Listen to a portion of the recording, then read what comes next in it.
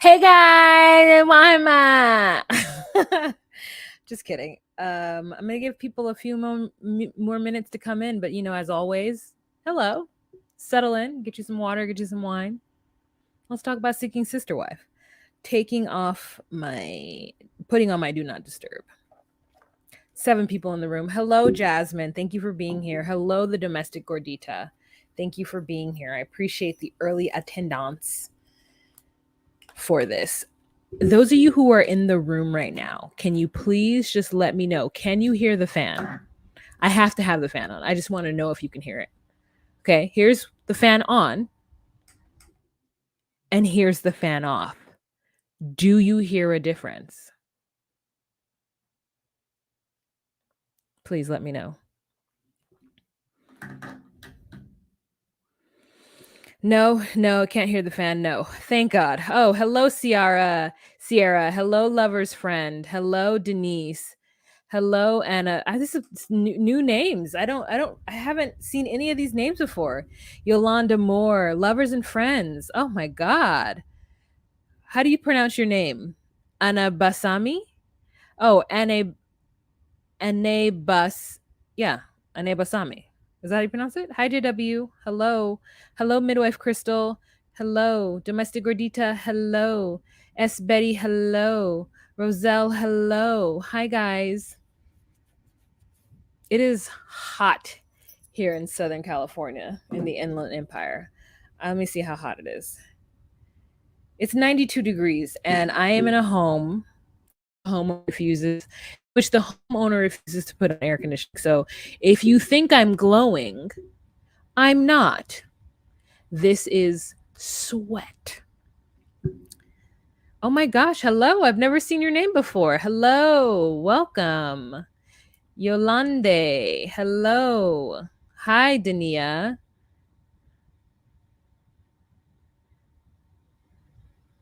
Anebasami. Aneba Sami or Sammy. Aneba? Sammy. Great. Lovers and friends, hello. Germany. You know who else is in Germany? Oh, why did the name just escape me? Who else is in Germany? The name just escaped me. Who's in Germany? Ooh, I'm gonna be so mad because I can like it's on the tip of my tongue. It's not Ramsterdam. It's not Clementine. It's not Lise or Lise. She's in Norway. Oh, it's like I haven't seen her alive in a while. It's like something simple. It's like Mary or something. Ooh. I'm gonna be mad. Anyways, hello Lori, hello Susan. Hello Renee. Oh my god, it's freezing in Milwaukee, she says. We are in full summer in California, Southern California at least. Oh, it's pronounced Yolanda. Okay. Hello, Yolanda. Ooh, who else is in Germany? Oh, it keeps slipping. It keeps just slipping through my fingers. Ooh, she's gonna be so mad at me. I know she's in Germany, and I always say Guten Morgen or Guten Tag to her. So hello, lover's friend. Guten Tag. I know it's late there, right? You're 8 hours ahead. Beastmaster, hi, I haven't seen you in a minute. Summer of Dragonfly, hello. Anissa, hello. I'm so in and out. Can someone tell me what happened to say what? Oh, yeah. So I started traveling a lot. And then I think our last episode was last year in December. I just traveled a lot during this time and during that time. And so we were both busy. And then getting our schedules together after that is difficult. So Krista's cannot be beholden to a specific time and date. So me asking her to be with me Wednesdays at 8 p.m. was a little difficult for her. So I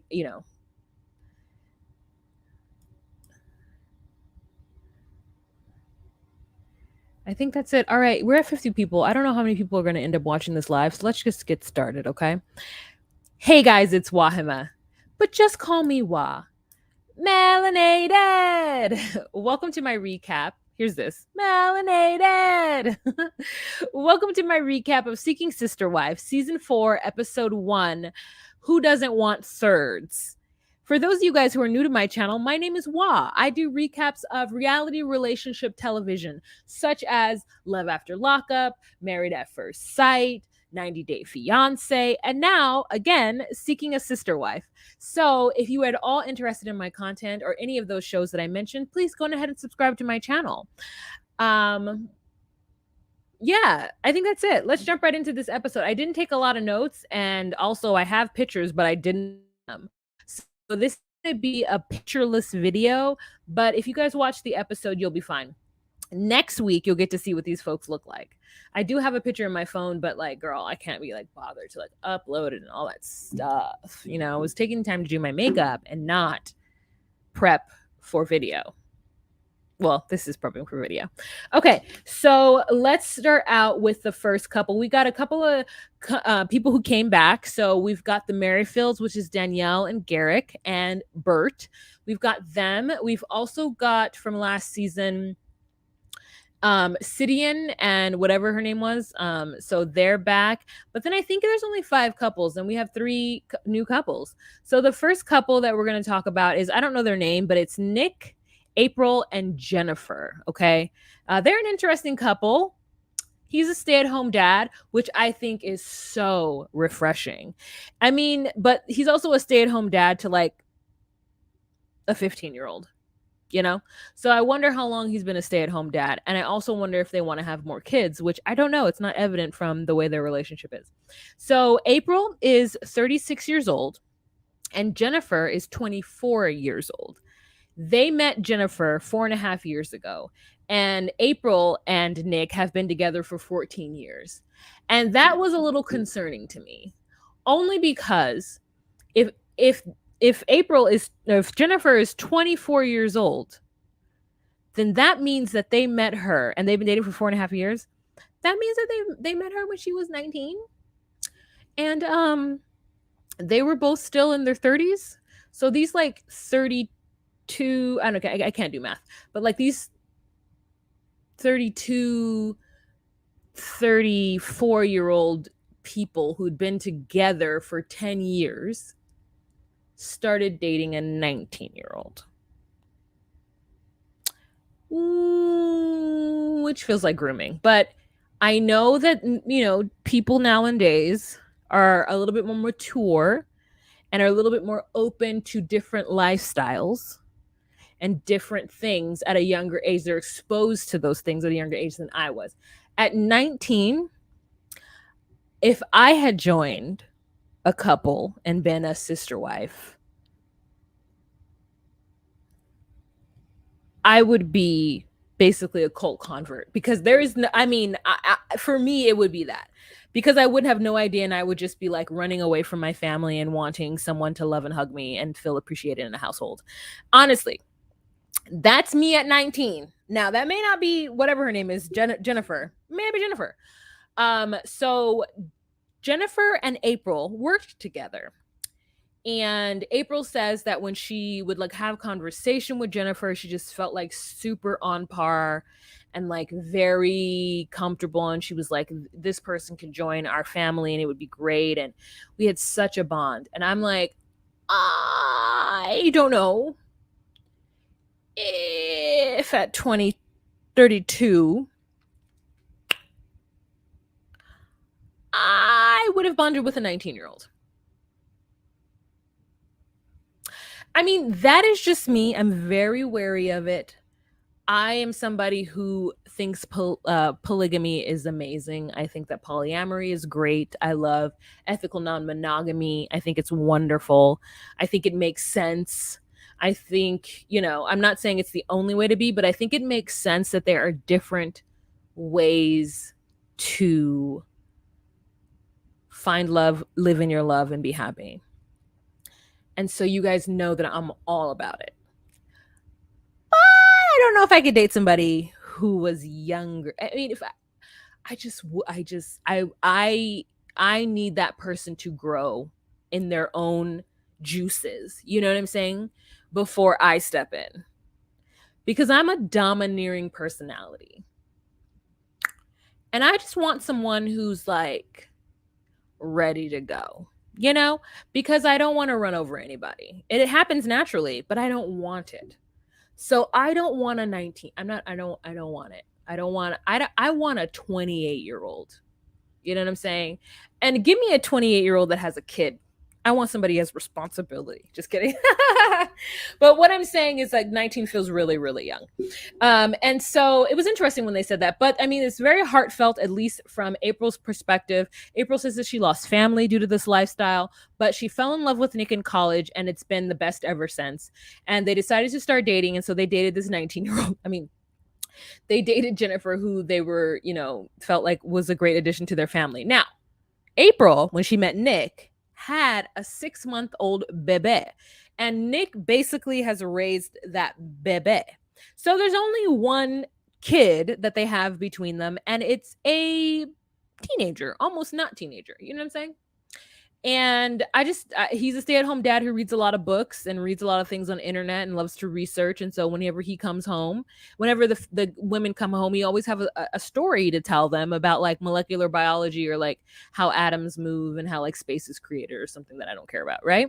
And they love that. They love the fact that they have a man who's at home like searching the internet for information, searching the internet for like pertinent life information. And that's what Nick gives them.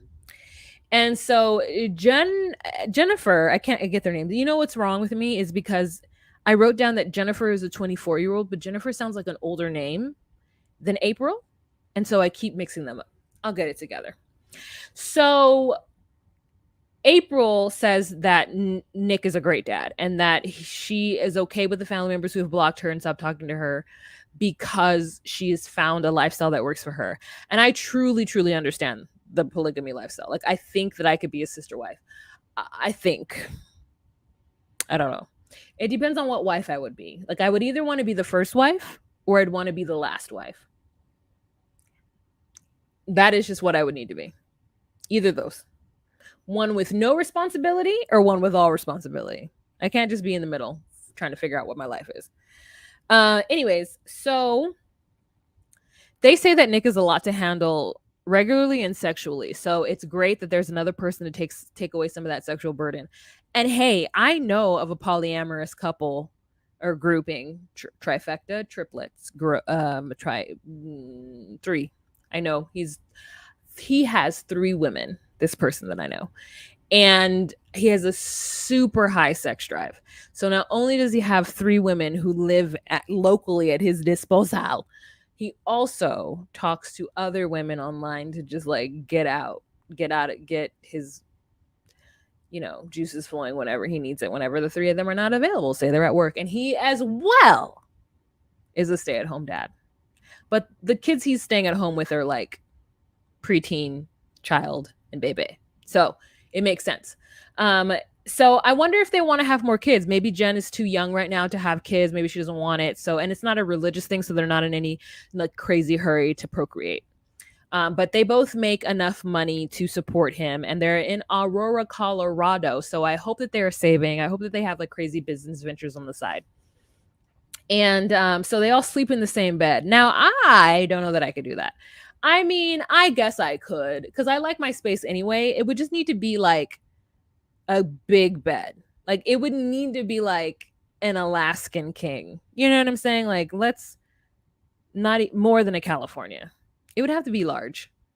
And they look like they're sleeping in just like a regular ass queen size bed.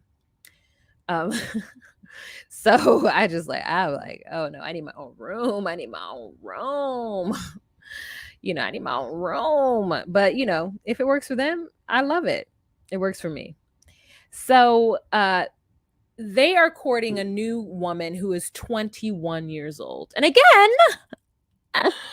why so young? I mean, 21 is better than 19 for sure. But like, why so young? Like, why so young? And this 21-year-old is new to the polyamory polygamous lifestyle. What's the difference between polyamory and polygamous? I don't know, because it's interesting because the two women are actually married and they changed their name to his name so that it wasn't like, oh, this is the first wife, this is the second wife, so that it made it seem like they were on an even playing field, which I think it's an interesting choice to do. I don't see anything wrong with it. It does seem weird that they got I'm married to, I mean, yeah, it's fine. You know, marriage is a business contract. It's not about love necessarily. So anyways, they did that. They got married. So he's on a date with this new girl. I can't remember her name, but she's wearing a dress that is sexy. And the whole time I'm like, yes, bitch, wear that fucking dress. I'm cussing in this. All my ads are going to go away. I'm like, wear that dress. You know what I'm saying? Like, I just wish that I was comfortable in my body. Whenever I see a woman wearing the ish out of a dress that I would not be comfortable myself putting on, I am just so inspired to either get to where I need to get, where I'm loving my body, or to just like settle into, we all come in different shapes and sizes. And that we should love ourselves in whatever shape and size that we happen to be at the time. It's important. So that's my PSA to you. Love your body in whatever shape and form it is at the time, as I am attempting to do at this point, this juncture in my life. And so that's what this girl reminded me of. I was like, love yourself. Wear that sexy ass dress. Like, do it. It's like that TikTok video. It was like, wear that crop top, girl. Wear that crop top. Wear that bodycon dress, girl. Wear that dress. Just put the dress on. Just put it on. Just put it on. And I love that sentiment. And that's what that girl was giving me. Now, the problem is that she's never been in a polygamous relationship. And she's young. And she really doesn't know what that lifestyle is like. This is the first time that they have gone on a date. This is the first time that they have gone on a date by themselves. Every time they've been dating, it's been the four of them together. And which is why I think it's weird, because they met her online. And so that makes sense, right? But also, I just want to be like, the fact that Jennifer and April met each other at work is probably the best bet if you're going to be in a polygamous relationship. I really do think that the women need to have a heavier hand in who the man chooses. And I know this makes it seem like the men don't have any say, or like that I feel that the men shouldn't have any say. But I honestly feel like if the women like the woman, then the man should. He should just follow suit. There is no reason why he shouldn't like someone unless he's just like definitely not physically attracted to them, sexually attracted to them. Otherwise, like, happy wives, happy lives. You know what I'm saying? So just go, let them choose. That way, it's probably going to be easier, because listen, if the men find the women and he brings her home and the rest of them don't like her, even if he likes her, it's not going to work. And that is devastating. I think it's got to be a really horrible situation if the man and the woman really like each other, but the wife or the wives don't like her. I think that that's a recipe for disaster, honestly. So, and it's going to make him resent them if he really likes her, you know? Also, it's going to make her resent them if she actually gets brought on and she finds out that they didn't like her. So they go on a date. He's really nervous. And so I guess this is the first time he's been on a date in a couple years. And they're like, oh, babe, you look so good. He's like wearing the baggiest clothes. And I'm like, he looks so good for like 97. What? These people are my age. I said, those clothes are too baggy, sir. Okay? Too baggy. I'm taking off my rings. No, keep the rings on, Wahima. Keep them on. You put them on for a reason. So you should be doing more gesticulating so that everyone can see your rings. So we end the episode with them being nervous, and we find out that the girl doesn't really know about polygamous lifestyle, but she's willing to try. And the truth is that I don't think they're in a place where they want to they want somebody that's a little bit more serious. And I don't know if that girl is a little bit more serious. So my advice would be for them to start looking at older women who have done a lot in life and have decided that polygamy or polygamy would be good for them. Pick somebody who has more life experience. Just my opinion, which is correct. It's a correct opinion. Okay. The next couple that we are going to talk about are the Marfields. Like, we know Danielle and Garrett. Danielle girl has gotten blonde hair and her tetas are out. It's so interesting when a woman's like, yeah, we really feel like the Lord brought us to this place and all I see are today. I love it. I love the juxtaposition of today and the Lord. So the Marfields have been married for 15 years. And they've been plural for 4 years. They still have Bert, who is still in Brazil. She's chosen not to come to the US, even after Danielle sacrificed her legal marriage to Garrick in order for Garrett to marry or to file K1 visa paperwork to have Bert come to the US. But Bert's mother is ill. So Bert is choosing not to come to the US. And that is important for the next part when I talk about Bert. But Bert has made a choice to delay herself from hopping on a plane and coming to the US to, enact the K1 visa because she already has a visa. She's made a choice to not do that. And it's a choice. It's a reasonable choice, but a choice nonetheless. Especially when these two have been waiting for her. And they're growing a little restless. They're a little restless. Meanwhile, Garrick and Danielle are living in a trailer with their 2 sons with a dog, and I just can only imagine the smell. I could just only imagine the smell. And the reason why they are living in a trailer is because they are having a house built from scratch. He owns a house building company. I mean, like when I heard that, I was just like blown away. Like, how much capital do you have to put up to have a house building company? I don't know. I can't remember where they are either. Are they in Colorado as well? I just feel like this screams like building a house from scratch just seems like a lot of money because then you have to like furnish that house, and they are building a house that's big enough for the sister wives. Okay? For the sister wives, the children that they are going to have. And they're also building a smaller like apartment next door for her parents. So we get reminded that Garrick's parents and family has completely disowned him. In fact, they stated that they would have rather him be homosexual than be a polygamist. And I mean, I don't understand why either of those things are bad. Like, I get biblically why homosexuality is wrong for Christians, but polygamy?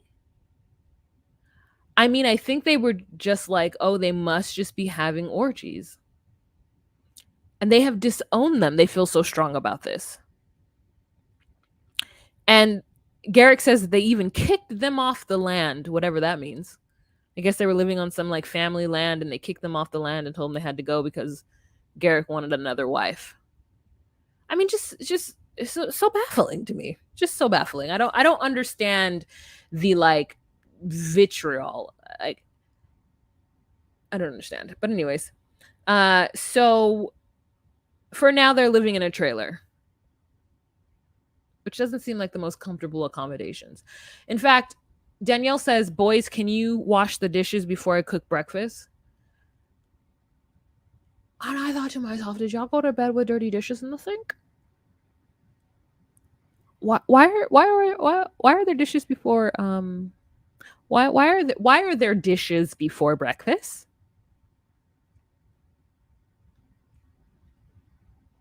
I don't understand. So she then has been Danielle acts like she has been delivered from her jealousy. I mean, the way that the edit has her talking is so interesting, and I'm jumping the gun a little bit.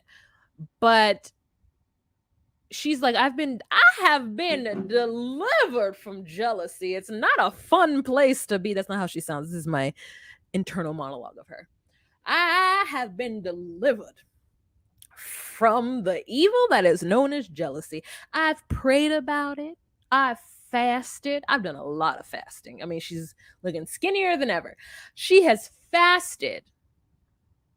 And God told her whilst in her fast. And I always used to think that like you start to hear God during your fast because you're so hungry. When I would fast as a Christian, I'm like, oh, I was delusional at some point. I mean, I never heard the word of God, but I've always felt that if people did, it was because they were starving. And she's like, yeah, I'm okay with it now. I'm okay with it.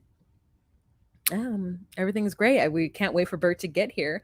I am so okay with it. In fact, I suggested that we get a third wife.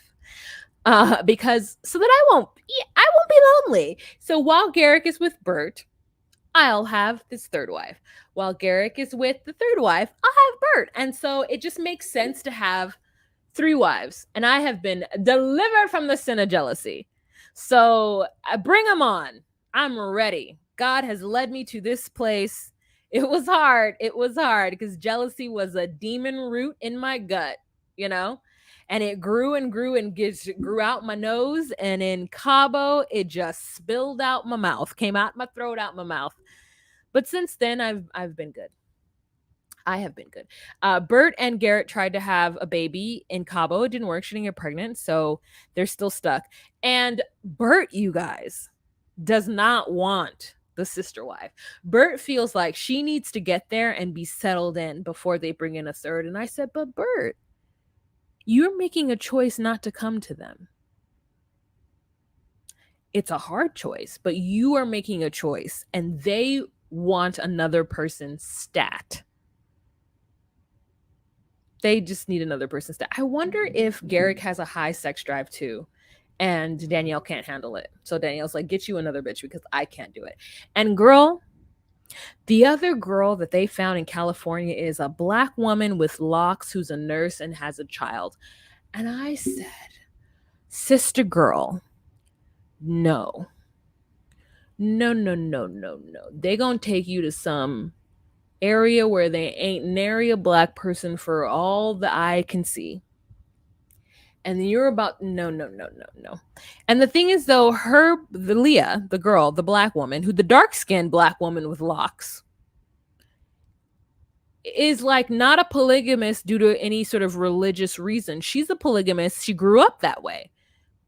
And her father just had more than one wife and she was okay with it. She was happy with it. It seemed normal to her. So polygamy is her baseline, which is great for the Marfields, but like also she's not religious. And so it feels like this is not going to work. So the Marfields go to California and it's confusing because they're like, oh, we live on the East Coast or somewhere else. I don't know where they live. And she is in California, but when they go to California, they pick her up at LAX. So I imagine that she must have flown from somewhere else in California to LAX to meet the Marfields. And she was nervous. They were nervous, but also, sister girl rolled her eyes 3 times hard about Bert because I think they must have told her that Bert wasn't with it, which was a mistake. It was a mistake to tell Leah about the way Bert feels. Oh, midwife Crystal, you're absolutely right. It does feel like that, except for this person has had experience in the polygamous lifestyle. So to me, because she was raised in it, I feel like Leah has more experience than even the Marfields with this. I mean, can we get her one, Tara? Can we get the Black girl a check? Because really, I feel like this is not the relationship for her. I don't think it is. I don't think it is. I don't think that she'd be able to handle Danielle's crying. I don't think that she would be able to handle Bert's dagger eyes. And I just feel like Garrett isn't man enough. When Garrett had that whole thing about her being tall, I said, oh. And then Danielle's going to say that Garrick is pretty average because he's 5'8". No. You're short. If you're a male and you are 5'8", you are short. Okay? If you are 5'10", you're not short, but you're very close to short. I'm 5'8", and I can say I'm a tall woman. I'm not the tallest woman, but from a lot of the women I'm around, the average height for a woman is like 5'6". So I'm 2 inches taller than that. But any man that's 5'8" or smaller, they're short. I don't care. You can debate me. I don't care what the average is. I do not care. A 5'8" man is short, and for him to look at me weird because I'm 5'8" or feel some kind of way or not want to date me or like whatever because I'm 5'8", F you. You hear me? Get on your step stool and F you. Because you are short. If you don't want me in all of my majesty, then that is a personal problem. Again, I don't like Garrett. I mean, here's the truth. I felt like he was forcing Danielle to do something, and it's like crazy because now she wants a third. And I just imagine more tears on the horizon for Danielle. But Danielle loves to talk about how jealous Bert is. And she's just like, Bert is so jealous. And I'm like, girl, that was literally you a year ago. So stop acting like you don't know what it feels like. Also, Bert, relax, because you've made a choice not to come to the US. It's a rock and a hard place choice, but it's a choice nonetheless. You made a choice. And they're moving forward because they would like a third. So there's that. All right. So the last couple that we are going to talk about today are the Foleys. I didn't write their names down. In fact, all I wrote were the Foleys. Former LDS was married. So we have this man who is a little older than me.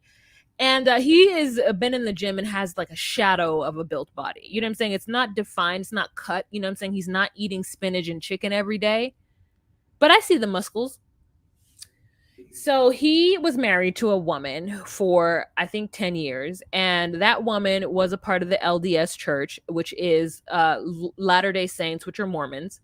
And the Mormons have a very specific relationship with polygamy. The modern Mormon church, the LDS church, they do not accept polygamy, but polygamy was a large part of their background. In fact, I don't think there would have been as many Mormons, and I don't think that the Mormon church would have exploded with members had it not been for the polygamous past. And when it became like in the 70s or something, they outlawed it because they realized that a lot of abuse was happening. But the fundamental LDS church, they still practice polygamy, and there is a lot of abuse that happens in that. And so that's like the dark side of polygamy. That includes like communities where men want upwards of 8 wives, 10 wives, and the prophet of their community has as many wives as he wants. And he starts to groom them, or their family starts to prep their as young as 12-year-old daughters to, you know, catch the eye of the prophet. And they have like lookbooks of the girls. Well, they'll take pictures of the girls' hands and feet and faces and send them to the prophet so the prophet can choose. You know, it's a real honor for a child of a family to be married into the prophet's family, stuff like that. And so then men end up kicking out their sons from the community because their sons offer like competition for them. So they'll still be in their 70s or 60s marrying 14-year-olds. So that's the dark side of it. You know, it's not like they're like 3 wives and then like have a bunch of kids and like, and all our sons can stay here and they can have several wives and all this stuff. No. It's like they kick the boys out because of competition. And it's really, really like quite disgusting. Lot of minor abuse in that, and a lot of women's, you know, craziness happening. So anyways, that's the dark side of it. So anyways, that's why a lot of Mormon people really, really shun polygamy, because it just is paints a bad picture for their religion. And that is what they were. And so when they became polygamous, they were like real quiet about it. And then they came out to their family, and the family was not with it. And the wife, she succumbed to the pressures of it. She wanted polygamy. They started dating this woman, Brenda, I think her name is, and they got with Brenda. And then her family, she couldn't, you know, she couldn't do it, so she backed out of the polygamous lifestyle. And a lot of times people's family will disown them, and if you are very close to your family and you're raised in a community, in a religion where family is end all and be all, you wouldn't just lightly give that up for one idea. Like, you wouldn't give up your, your parents and your siblings for your husband and your new wife. You just wouldn't give it up. So she gave up them, and Brenda and whatever his name is moved forward. He does have 2 kids with his first wife, but they didn't mention whether or not the 2 kids come around or like what the custody situation is. He's currently in Texas, and they have a boat. They live like lakeside or whatever, so it looks like he's doing well for himself monetarily. And he now is with Brenda, who is this like cute little Latina woman who they met at a bar, and they are now looking for another wife. And this wife is, again, 21 years old, I think. And so Brenda is a little reserved about the 21-year-old. And I would be too. Like, again, why do you need to find somebody in their 20s? Can't you pick a 30-year-old, someone who's like lived a life, who's had a decade of life to live? And so Brenda's not really sure about this new girl, because she's like, I don't really think she understands what's happening. She is open and, it's cool, but I haven't found that connection with her. Like, I don't think that she's my sister, but the girl is like down, and she feels like they're cool. They're cool to be together for now. And I guess don't pick a 21-year-old, simply because like you truly want them to have a life. And I don't know what polygamy looks like from the inside, but it just feels like you're all of a sudden beholden to this family. And I don't know if Brenda's going to have kids or she's pregnant. I don't know. So I just wonder like what the plans are, because normally with the religious part of it, it's about procreation. It's about having, you want to have as many kids as you can, and you also want to, not necessarily, the religious side of it is not necessarily as you can, but yeah, you want to have a bountiful, amount of children, and you also need a lot of hands to help with those children. And that's where the other wives come in. Or you want like a sister or a best friend to live with you and like share a man, which I don't think there's anything wrong with that if you're okay with it. So yeah, that's it for this episode, you guys. This is a real quick one. Thank you so much for joining me. What are you guys saying? Midwife Crystal says Brenda is very insecure. Oh, yeah, she did say that. She was concerned that the new girl being 21 years old was an issue because she doesn't know how she's going to age, and she feels like he wants like a younger version of her, or just a younger version in general. And I could see that thing. And I don't know how she's going to age. I only know how I'm aging, and like it's great. So but I don't know how it would feel. And I don't know if her feelings are valid or not. They might be 100% valid, I miss the Winders. Oh, Kermit, you miss Cardboard Kermit? They were the real fundamental LDS group, which is interesting. Ooh, am I looking like a mamacita? Hi, Versus Watch. I haven't seen you in a while. I hope you're well. Am I looking like a mamacita? Gracias. Okay. Hi, Lynn J. Hi, Jasmine. Yeah, I get some creepy vibes from him. Lovers Friends. There's a new show on Netflix about the fundamental LDS. Oof.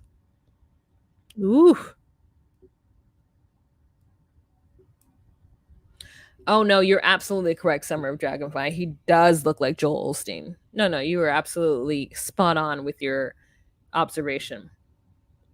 Spot on. Danielle is so glad to have someone to talk ish about birth with. I mean, didn't Danielle look good though? I mean, Teta's out, blonde hair, looking snatched because she did all that fasting.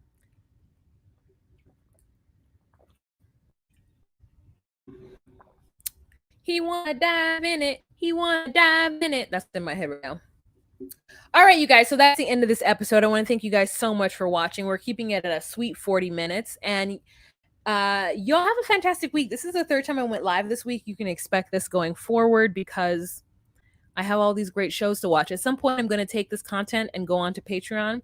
So you're going to have to watch the Seeking Sister Wife and Family Chantel, and possibly Love After Lockup on Patreon if you would like the tea, all of my information about it. But for right now, we're keeping it on YouTube. All right, if you guys would like to give your girl a tip, please do so down below. You can do so with Cash App. You can do it on Venmo. You can do it on Zelle. I accept all forms of tips and donations. But otherwise, you guys have a fantastic week, and remember to be you, be true, and find your place. Bye. He wanna dive in it. He wanna dive in it. Jenna Lynn, oh my gosh. Hi, bye.